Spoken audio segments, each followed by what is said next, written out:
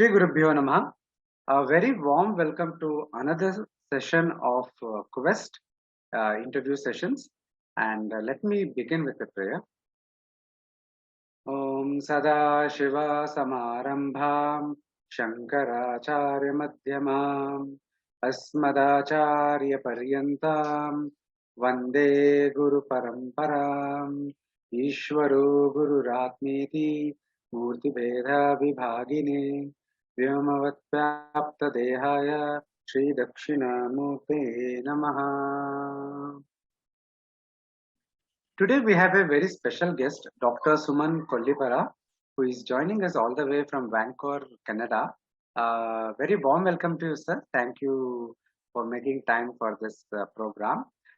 Dr. Sumanji is a co-founder of a non-profit called Peace Tree Innovations Society, a Center for Wellness and Oneness, that conducts a lot of lectures, workshops all around the world on the topic of wellness and oneness using tools of both ancient wisdom and modern science. And Dr. Suman comes especially with a very unique background in veterinary medicine, computer science, and training in meditation, yoga, Vedanta under his guru, Sunita Amma. So I'll be discussing all these things with him about his spiritual journey. So let me begin with the opening question, Dr. Suman. This is the question that I ask all our guests, that how did it all begin? Tell us about your life journey in general, but with particular focus on the spiritual aspect. Who were your early spiritual influences? So how did it all begin for you? Wonderful. Namaste, Nitin. Thank you very much for having me on your amazing channel. You're doing amazing service for the humanity by really uplifting the ancient wisdom and bringing enlightenment, knowledge, and light to the entire humanity through your selfless work. So heartfelt gratitude to all of you, all of the team at Indica Moksha for making this happen. So I'm super thrilled and honored to be here with you. And thank you very much for that warm introduction as well. So your question, who were my early spiritual influencers in my life and a bit about my journey. I was raised in a small town in Andhra Pradesh called Vikarabad, and then eventually I moved to a city called Hyderabad. But being a small town, life was very simple and easy, with not much of influences that come with the modernization and urbanization.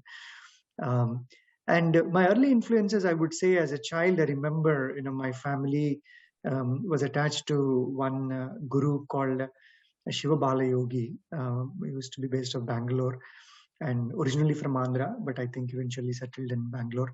So we used to have his picture in our altar room and the vibhuti that was provided. So I still remember as a child, every day in the night before going to bed, I used to take the vibhuti and apply to everybody's forehead and say, may this protect you and, may you not have bad dreams and sleep very well. So just even connecting back to that, I feel there was something inside that I instantly connected to when it came to spirituality or God or divinity. Just as a kid, without having any knowledge, just being drawn to that. And later I remember there was one Swamiji who came to our small town.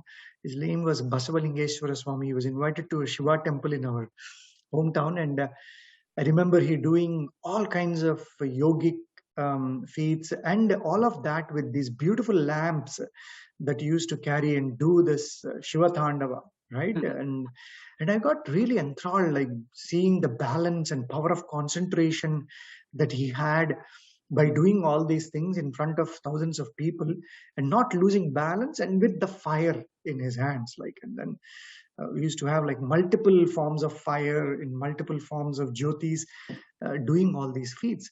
So that was again very fascinating. These are the things that kind of imprinted in my mind as a child. And then as I became a teenager, I got influenced with the works of Swami Vivekananda, reading some of his books. and then some Jiddu Krishnamurti. Some of it was clear, some of it was not clear. The words like consciousness, conscious, all this used to be like interesting, but I did not really make sense of that.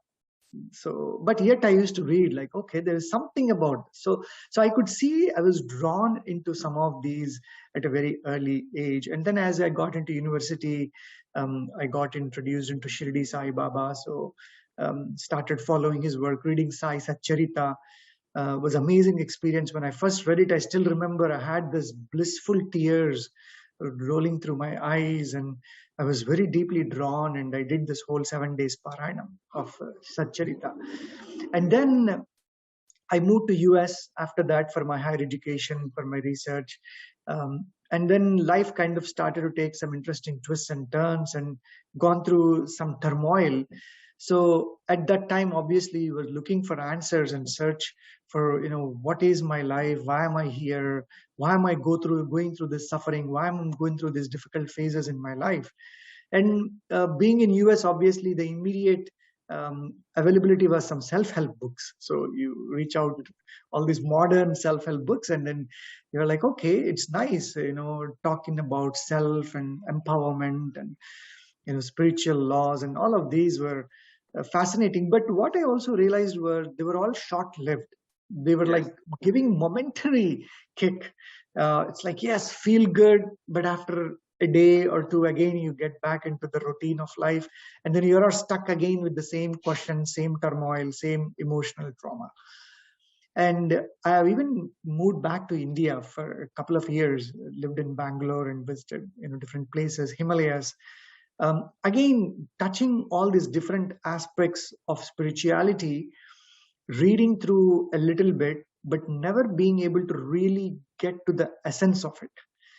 And even though I was not aggressively looking for answers or experiences, I think subconsciously there was something going on, visiting temples, visiting ashrams, and all of this. And for I would say a divine plan and purpose, I was just moved to Vancouver from Bangalore. And within a couple of weeks, I have met this amazingly divine human being. I did not know about divinity at all at that time. I just thought another person. Her name is Sunita Amma. And I was told that she teaches yoga, some form of meditation called Sookshma meditation or Sookshma Dhyana. And I said, okay, I'm going to try. And before that, I was practicing a bit of yoga, some pranayam, some breathing, which was helping me relax a little bit. So I thought, okay, it's probably, there are so many teachers out there that are doing it. So I was like, she's also from Andhra Pradesh, a Telugu speaking person. So I thought, okay, let me go. And I have done a session of meditation in her presence. And I was just blown away with that experience. What I have experienced was, for the first time, there was this complete stillness of the mind, as if the mind was just put on like some shackles and was just held like this. Usually, the mind wanders here and there. We know it goes into the past, it thinks about the future. And even in the present, it is carried away with what's going on in the present, distracted with a lot of stuff. But here, there was a situation where my body was completely still, mind was completely still. And I almost had what you call this transcendental experience of completely merging into something. And I didn't make sense of this at all. Like, I knew I was going through something, but I didn't know what it was. And I said, okay, fine. And then I went back after a few days for another session. And then again, same experience. And then I was doing some of those exercises that she taught, the Sookshma Kriyas, very subtle, simple things. What I realized is, what she has done is she's taken the essence of all this ancient yogic wisdom and simplified it for modern hectic lifestyle so that anyone can adopt. A lot of times, especially, people who are older, senior citizens, they think, oh my goodness, yoga is not for me. It's very complicated. All these are exercises that I cannot do. So what I've seen is she has taken the essence of all of that, simplified, and giving it in a way that is easy to digest for this modern hectic lifestyle. And when I was again going back and I was again getting that same experience, and then 2 or 3 sessions, I realized something was going on. And even without realizing, I felt I was getting deeper and deeper into a state where I could experience the cellular level, beyond the cellular level. And I myself, coming from a background of medical science, studying it for 5.5 years on animals, obviously, as a veterinarian, I was like, what is going on here? Something was going on, and I was curious. The rational, scientific mind was very curious. And I also had illness at that time, certain illnesses, like I said, emotional turmoil, some worry, anxiety, depressive states. And I was getting out of all of that very quickly. And I was feeling this elation of joy, elation of bliss, I would say. We all go through happy moments, they fade off after time. We go through, pain, sadness, again, they fade off. So you go through this roller coaster ride in your day to day life. But I've realized that after this experience, my experience was consistent, always in that state of elation, state of what you call bliss, and nothing would bother me around the world. And I felt like I have become a witness to everything rather than becoming involved with everything.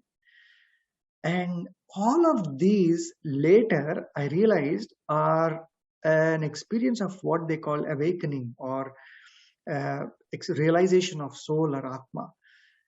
And the interesting part is, Sunita Amma never talks about anything. She's a very silent person, very simple human being. She doesn't proclaim herself to be a guru or a master or a teacher. If you look at her, she'll be like an ordinary friend. And she wouldn't talk about all these great scriptures, elaborative lectures. Simple silence, come, experience, and say namaskaram and go. But after that, suddenly there was influx of all this ancient wisdom into my life. I started to receive, books and scriptures. I started to see, for the first time, the great Adi Shankaracharya's works, Viveka Chudamani, Atma Bodha. And as I was going through this, I was like just blown away, because I am experiencing what is written there. And the most important of that was what I call Aparaokshaanubhoothi, the works of great Adi Shankara, where he actually talks about this experience is not pratyaksha or paroksha. Pratyaksha is what you experience right in front of you with the physical body.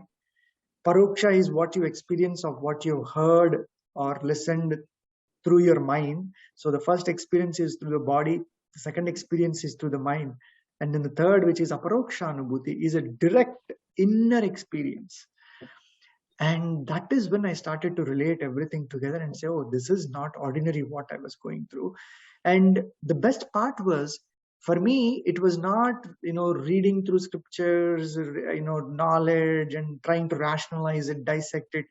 It was first the experience, and then all of this scriptures and ancient texts confirmed and affirmed what I was going through.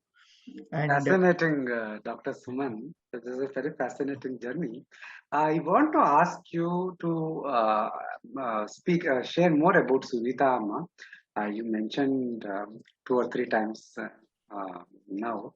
Tell us more about her background, her lineage, and how you met her, and how it has been. Some interesting anecdotes if you have of your conversations with her.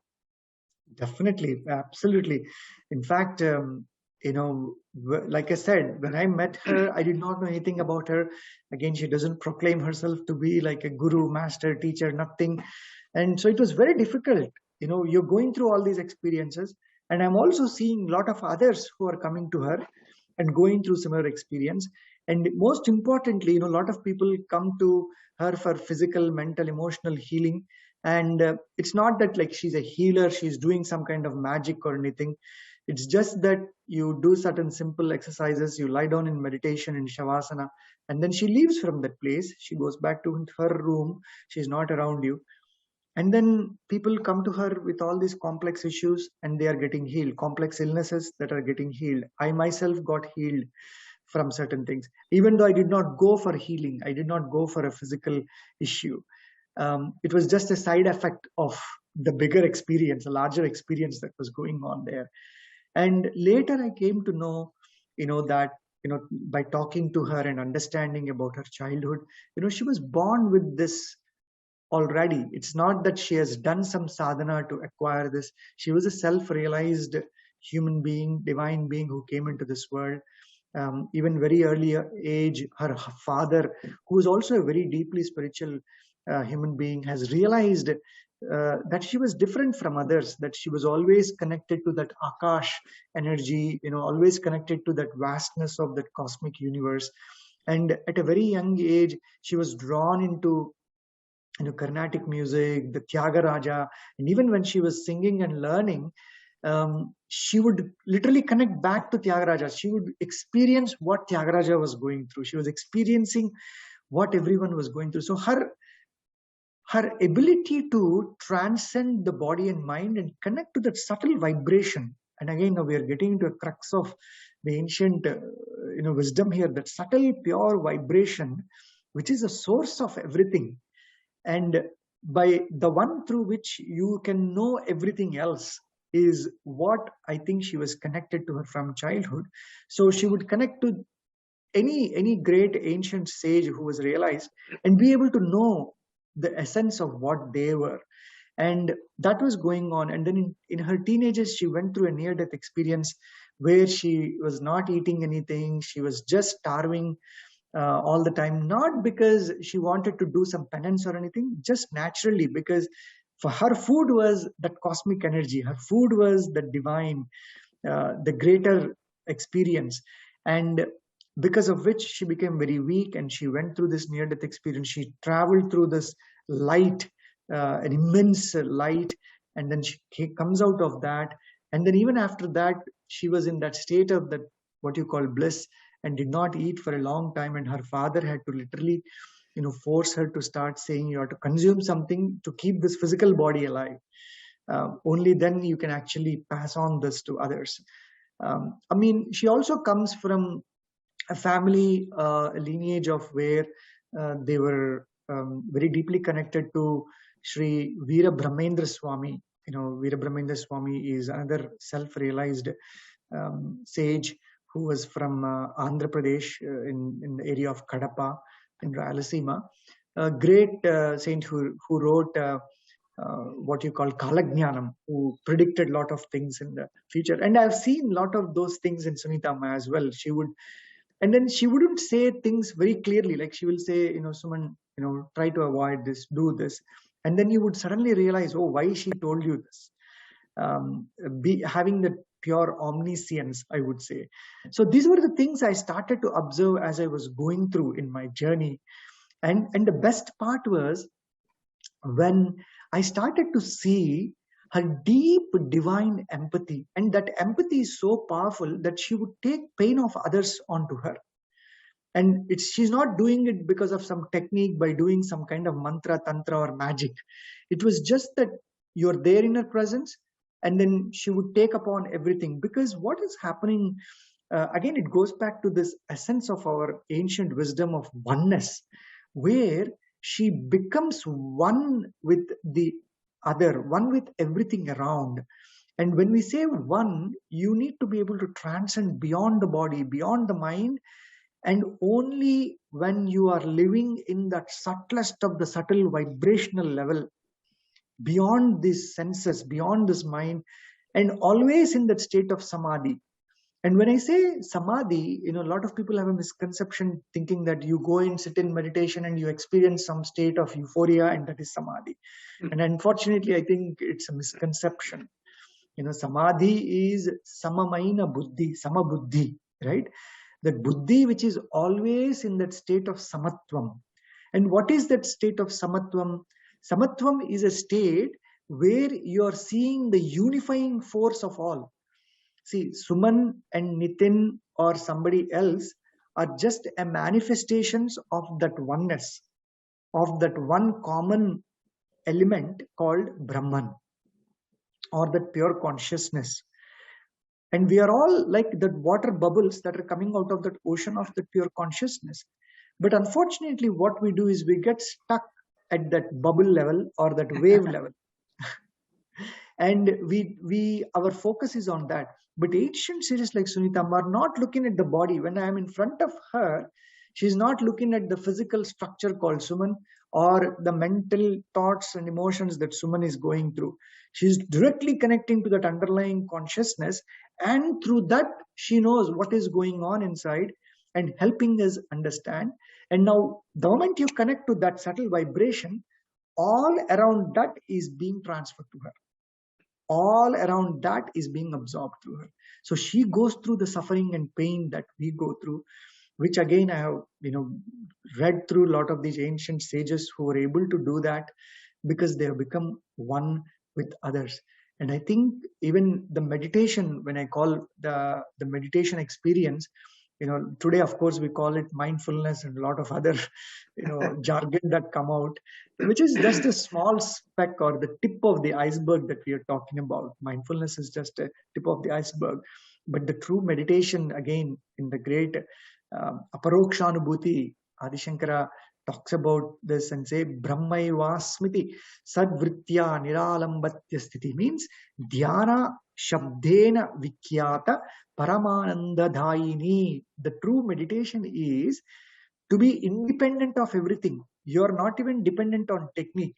Your life has become meditation. And there is only one underlying experience, that I am Brahman. Aham Brahmasmi. It is so easy to chant that, but to be able to become that is a very different thing. Right? So these are some of the things that I have been able to see in the last 16 years of my journey and discipleship under rare ancient sage. And what I've also seen is, it is unlike many masters and teachers who teach a technique and say, okay, here is your mantra, go do it. Here is a technique, follow it. Mine and every other who have continued with her is a very ancient form of guru shishya relationship. There is no teaching specifically and say, okay, this class I'm going to teach you this class I'm going to teach you this. It is very dynamic. It is very natural and organic. I go into a session with her every week, and then something comes out of that. She knows what I'm coming with. She knows where to clean. That cleaning is where she is very powerful. And I think unless that cleaning happens, that subtle cleaning of vices that we carry in form of all these kama, krodha, lobha, moha, mada, matsaryas, unless we clean that, and that is what is happening in Sookshma, where she's taking upon all our impurities, all our vasanas, purvajanma vasanas, all our karmas that we have gone through, and then revealing that experience to us. Revealing that experience. After every session, you're going through that same experience. I think in Aparaokshaanubhoothi, again, Adi Shankara says, having the darshana, muhur means again and again you're revisiting that experience so that that becomes permanent. Initially, yes, I would have that experience, I would be in that, but again get sometimes distracted with the world outside. But constantly going back, which again ancient wisdom says, Brahmavid Brahma eva bhavati. You constantly are in that state of that vibration, in that Brahman experience, and then eventually you become Brahman. This is how ancient sages have trained their sishyas, continuously keeping them in that state of Brahman and then making them an embodiment of Brahman. So this is, I can go on and on entire life to talk about a guru, a sage, who I am being blessed with. Again, the beauty I think here is, I was not in like search, like, oh, I need a guru, I need a teacher or a master. I feel I'm blessed to be given someone just by chance, and then being able to continue for the past 16 years under her guidance. Very fascinating account, Dr. Suman. It's as you said, you can go on, and there is no end to this. But moving forward, let me direct the discussion in a different direction. Please tell us about the non-profit you have founded, Peace Tree Innovation Society, about the activities of your organization and how this your spiritual vision of oneness and your training has shaped this organization. Very good question, Nitinji.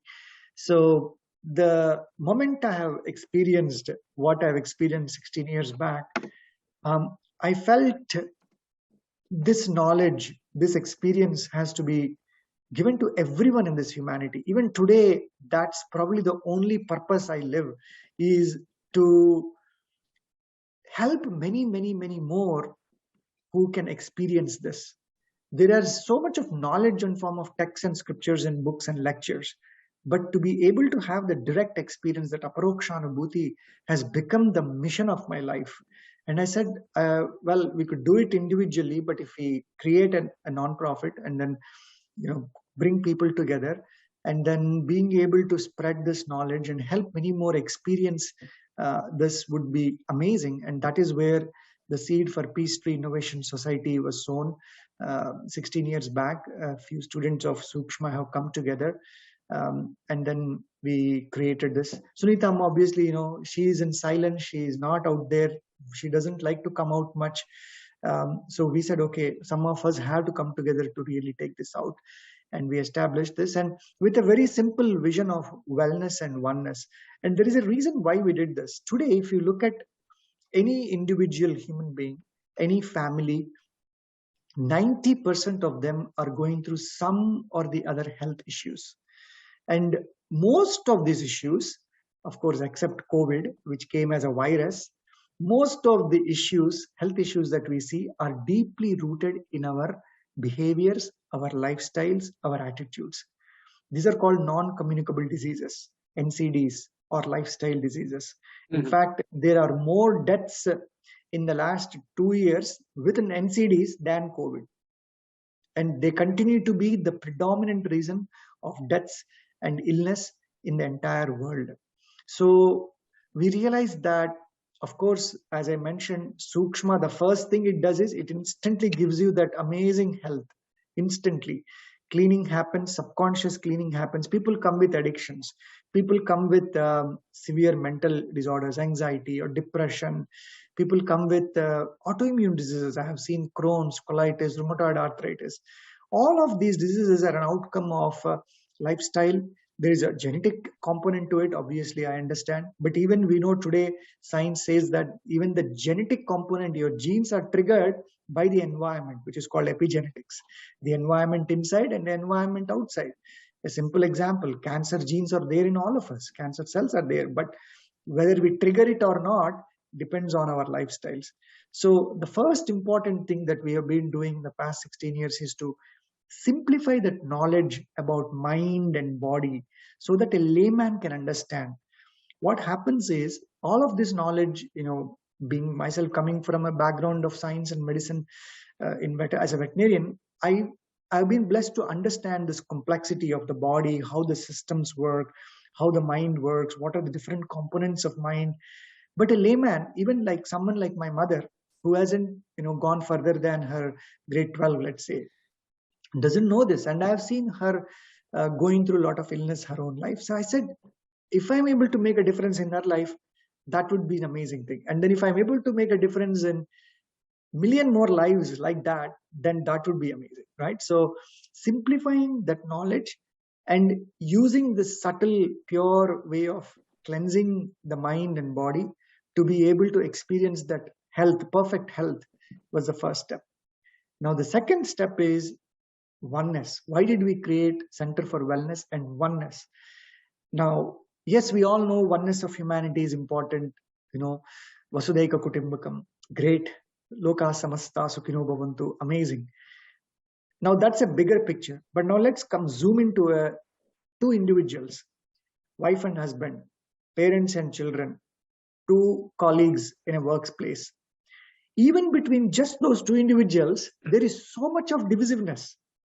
We can't get along with another human being today, unfortunately. There is such a level of divisiveness. Now, we talk about divisiveness in the name of religion, race, gender. Those are all there, bigger problems. But even between two individuals, there is no understanding. When two individuals, let's say they're all perfectly fine in all ways, and then you put them under one roof in a system called marriage. And we know today the state of affairs of marriage, state of the affairs of relationships. There is divisiveness. Now, the root cause of divisiveness is not all the other things that we talked about. It's the mind. It is the vices inside the mind that are causing this divisiveness. Is there excess anger, excess desire, excess jealousy, excess ego, false ego, greed? All of these things are what causes divisiveness between two people. So once we bring that oneness between two human beings in a smaller setting, now that multiplies. It multiplies into your workplace, it multiplies into your, your neighborhood, in your colony, wherever you're living, or into your town, in your village, and to a global oneness. So it was a very practical approach we have taken, and we have started doing so many workshops locally here, obviously in Canada, in Vancouver, literally penetrating the system, libraries, schools, prisons, addiction centers, organizations, workplaces where there is so much of issues in form of stress. And we were obviously invited later to World Health Organization, United Nations. Sunita Amma also visited India in 2017, where Andhra Pradesh state government invited her to do a lot of programs there, in Delhi, New Delhi, and different places in Bangalore, in S. Vyasa University, Yoga University in Mysore. So a lot of places, we've been taking this work. And as I said, the mission is to simplify and help everyone to experience wellness and oneness personally and at a global level. Wonderful, excellent, Dr. Suman. You're doing excellent work. In the beginning of our conversation, you mentioned about Sookshma self-compassion meditation that Sunita Amma taught you. Can you tell us more details about this meditation? How this meditation is different from other forms of meditation that are present in the Shastras or taught by many ancient as well as modern teachers? Many different types of meditations are taught. And then in what way are this beneficial to the practitioners? Fantastic question, Nitin. Absolutely beautiful question. Yes, there are different forms of meditation, and a lot of people ask, what is the origin of Sookshma? Where is this?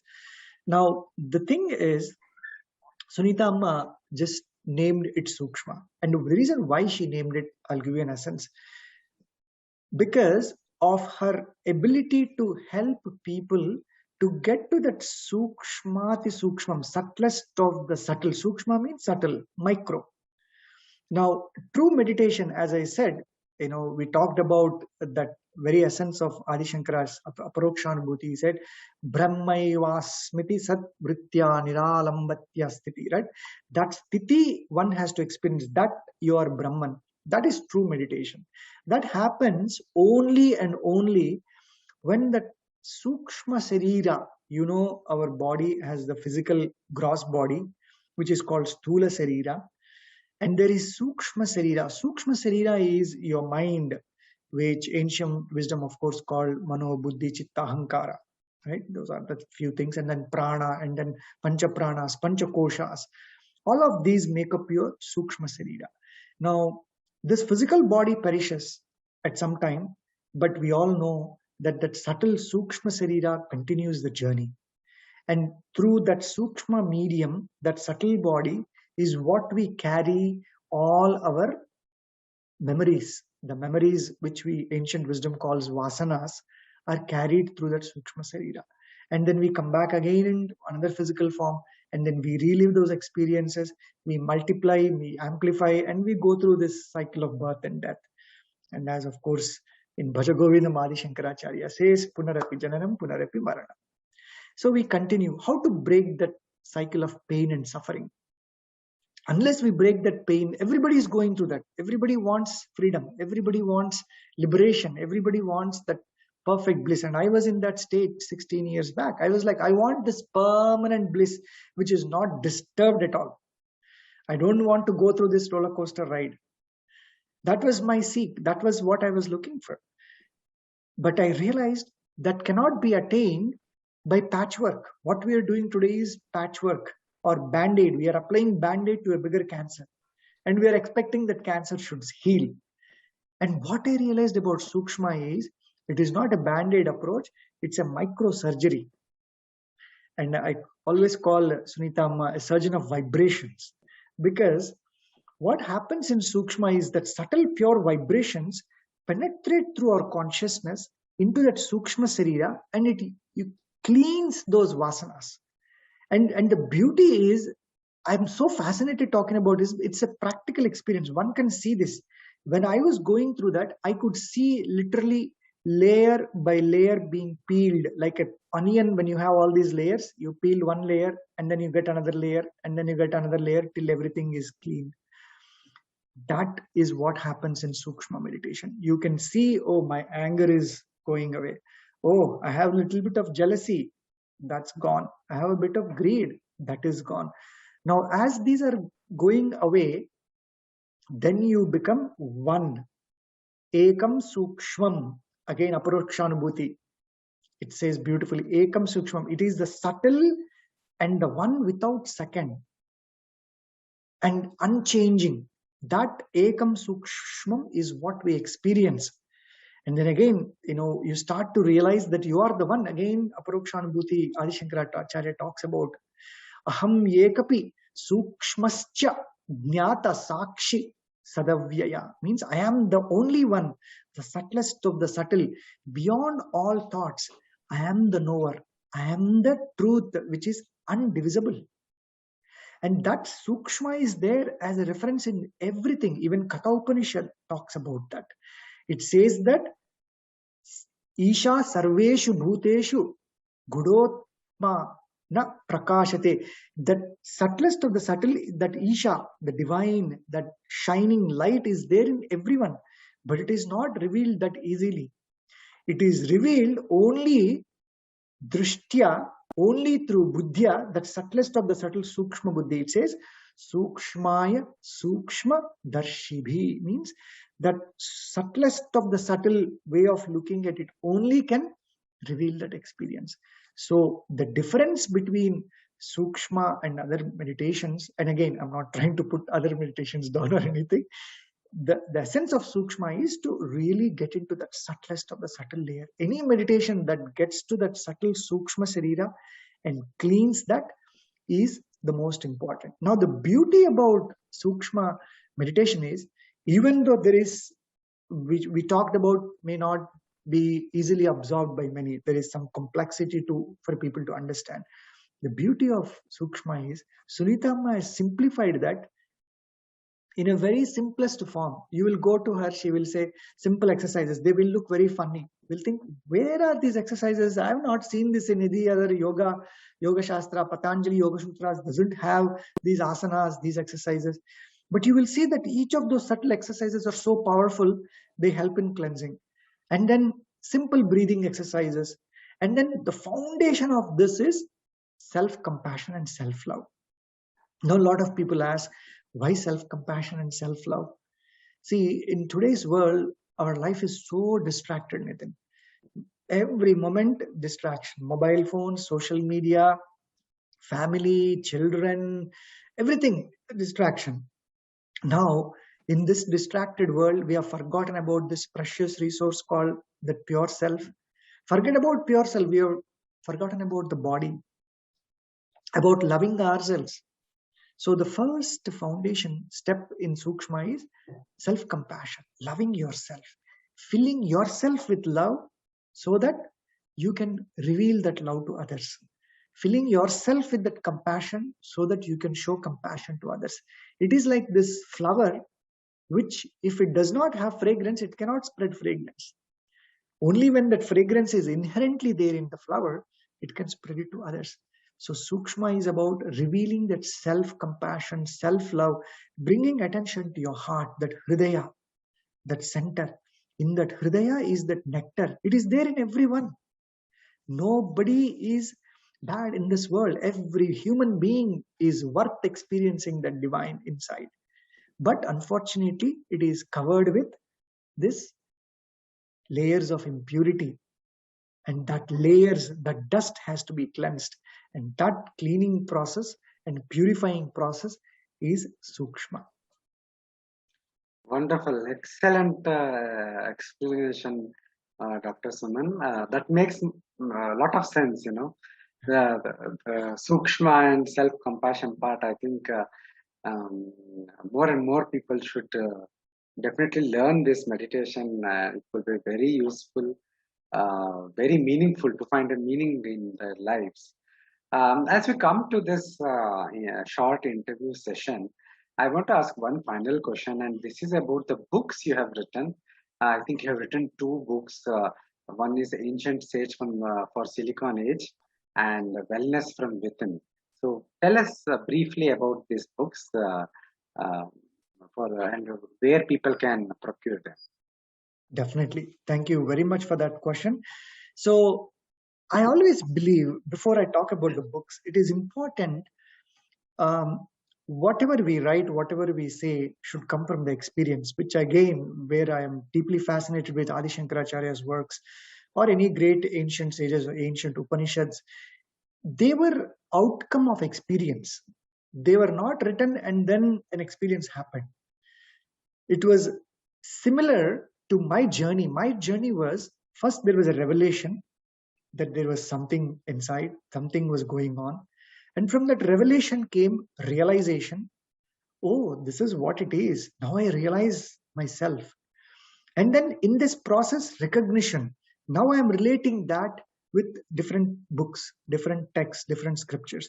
So it's a three-step process of revelation, realization, and recognition.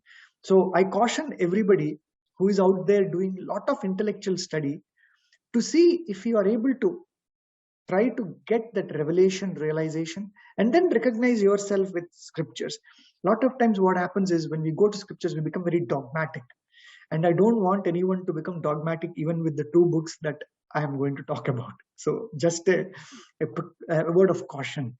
Let it come from that experience. So even these two books that I have written are not an intellectual exercise. It is an experiential exercise where I was able to share as I was going through every talk, every thing that I have put out or Sunita Amma has put out there on social media is coming from the deep inner realization. So the Ancient Sage for Silicon Age book is basically my message to the world to help humanity realize that there still exists such ancient sages like Sunita Amma in this modern world.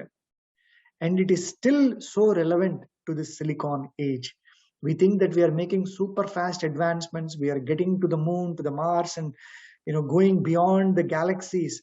But unfortunately, we are not able to make that one step inside, 1 inch inside our hearts. And even if you look at the silicon chip innovation that happened in the past 20 years or more, that silicon chip, which is an inanimate object out there in the earth, is able to help communicate us. Right now, we are on this call. You are somewhere thousands of miles away, but I can see you in a split of a second right now. And my voice is reaching you in a split of a second, literally because of that silicon chip that is inside. But now, can we imagine the power this life source, this life force could have? And this is what ancient sages have tapped into. They have said, yes, there is this magnanimous universe out there. There is all this gold, silver, metals, and silicon, uranium, all these powerful things are there. But there is the most powerful thing, which is ourselves, our inner selves, that Atma or that Brahman, which could help communicate without the need of silicon chip. And I have been a witness to that through my Sookshma experiences. We all have been listening to amazing experiences of great ancient sages who were able to transcend physical world and be able to connect with each other through that subtle vibration. So the essence of ancient sage for Silicon Age is we are today able to depend on a silicon chip to lead our lives.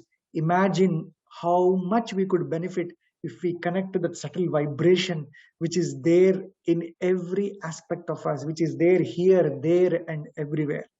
And that's the essence of ancient sage for Silicon Age.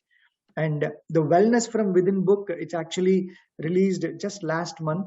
And this is again going back to what we talked about a few minutes. Every family is going through any of these problems, diabetes, hypertension, arthritis, in all of these non-communicable diseases. And we unfortunately think that wellness is there in a hospital or a pharmacy shop to get a pill and a medicine to help heal. Unfortunately, yes, it can give you temporary relief. I always, still believe that modern medicine has its place, modern pharmaceuticals have its place, but there is also these simple illnesses which are making our life very complex. All that we could do is make a small shift in our habits, in our lifestyles, in our behaviors, and bring that wellness from within. We think wellness is out there somewhere, but in fact, it is the closest to you. It is right within. But because we are ignoring that and looking for everywhere, unfortunately, we are not able to find. And this book also takes us into a simplified journey of what is yoga, what is meditation, what is Ayurveda, all these great treasures that our ancient wisdom has given us, so that we can synthesize these different forms of approaches to wellness and create a synthesized form of wellness, so that we all can lead a healthy, happy, and harmonious life. And these books are available on our website, actually. Sorry, just to continue. So they are available in the ebook form. People can purchase from our website, peacetree.ca. I think we can put that link also on the video when we publish on the YouTube, and people can get those instantly. Is it, are the books available on Amazon? They're available on Amazon here in North America. I'm not sure about India. We don't think so. But very soon we will be making them available in India as well. Very soon on different platforms. Wonderful, Dr. Suman. It was a very enlightening, very fascinating conversation. And I think the best part of the conversation takeaway for me was you managed to correlate certain Shastric understanding. You extensively quoted from Aparaokshaanubhoothi, for example, and as well as with the practical aspect of meditation and how this truly manifests once one get into practice. So this is the greatest takeaway, and I'm very glad to have you here, and hopefully we could do more such sessions in future also. On the behalf of entire Advaita Academy and all our viewers, I thank you for making time. We are very grateful to have you on our platform. Thank you. Thank you very much, Nitinji. Namaste. So, viewers, with this, we come to the conclusion of yet another session of Quest. And follow us on Facebook and Twitter to know more updates about our upcoming programs. With this, I conclude the session. Shri Gurubhyo Namah.